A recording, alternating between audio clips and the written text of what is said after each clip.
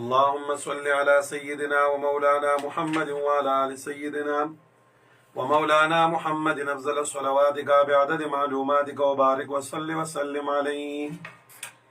أعوذ بالله من الشيطان الرجيم. بسم الله الرحمن الرحيم.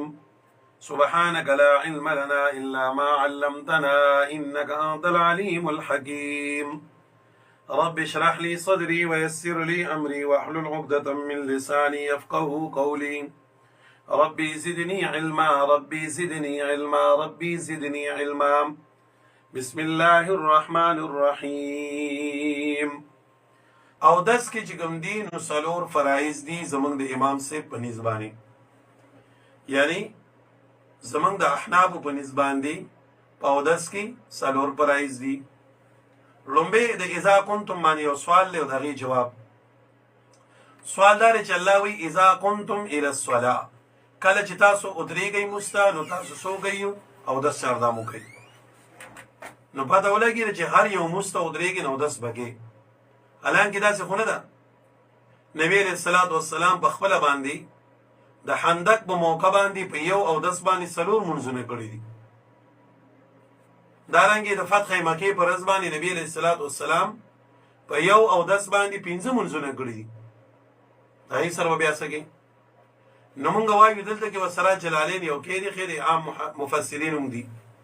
نو ترجمه بلا شي کوي یا ایها الذين آمنوا اذا قمتم الى الصلاه وانتم محدثون، چې کله تاسو اراده وکړئ د درېدلو د منځو او حال دار چې تاسو به اودس یې ان تاسو بس کوئ د اودس اهتمام کوئ.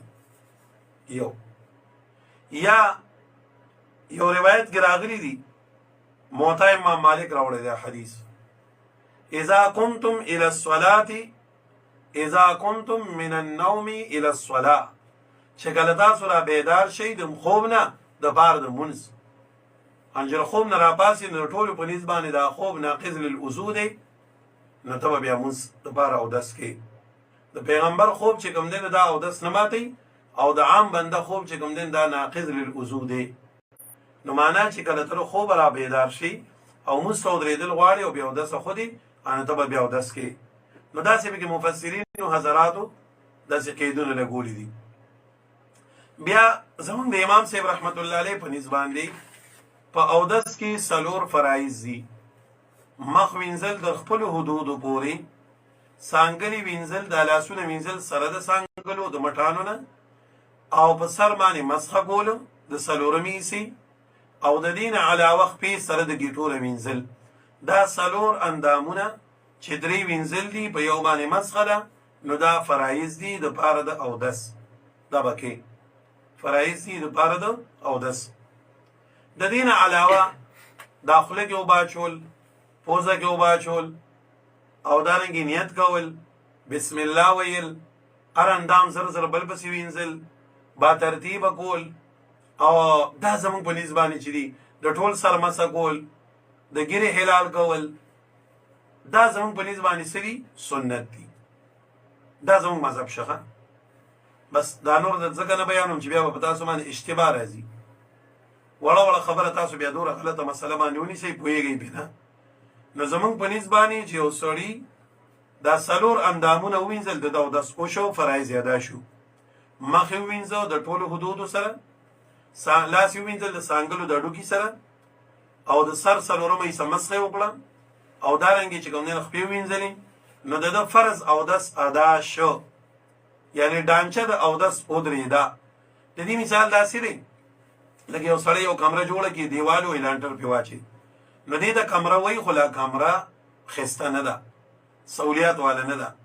دې کې خو چې بیا پلستر وشي، فټینګ وشي، دروازې ودرېږي، نه وخت ښکلې کېږي او د اوسېدلو قابله وي. نو ستا اودس په دې څلورو اندامونو باندې وشو، خو لیکن اوس دې به ښایسته کېږي په څه باندې؟ نو وایي اودس به ښایسته کېږي، نیت سنت دی چې بنده د اودس دپاره نیت وکړي. اگر چې امام شافعي رحمت الله علیه فرض وایي، هغې اختلافي مسایلو ته ځکه نظم چې بیا به ستاسو له ذهن نه دا سمه مسله مو ویلی شي، خطا کېږي به دنه. دارنګې اودس دپاره بسم الله الرحمن الرحیم ویل په حدیثو کې ډېر فضیلتونه راغلي دي. نو چې اودس ته کښېنې نو بسم الله ویل. دارنګې د ټول سر مسح کول، خوله کې اوبه اچول، مسواک کول، استنشاق، پوزه کې اوبه اچول 3 پیری، پوزه شونګول، ګیره کې ګوتې وال حلال کول د ګیرې، او دارنګې چې کوم دی انو هر اندام 3 وارې وینځل، دا ټول په سنتو کې راځي، دا سنت دي. یو اندام لوټ شوی نه دی بل واپس وینځل، با ترتیب اودس کول، دا ټول سنت دي زموږ په نظمانه. نو عمل کې خستواله چې پیدا کیږي نو دا په سنتو سره. نو د فرایضو نه علاوه د سنتو خیال بم ساتي، سنتو خدا فرایض دوره شو چې تاسو زین کې یو ځای داسې دی چې الته کې دوره لګي او بدا ته ملاو شوي، یا دومره تلوار ده کبل فرض والمحال دو سره خلق یا چې پوزه کې چې ان بیا دا وبستار او دست پار نه کاپی کیږي. نو یا انسان چې ګرم اوس کله خلی ګرمه د ډیره د غاخونو کې بیا پړک راځي، نو خیر دې کدي خلق او بوانه چې وقتن ان دا دس بیا هم شوی دی، خو لیکن دغه سنت پر خودل پکار نه دی. یو جواز دی، یو اولویت دی، غرواله دی.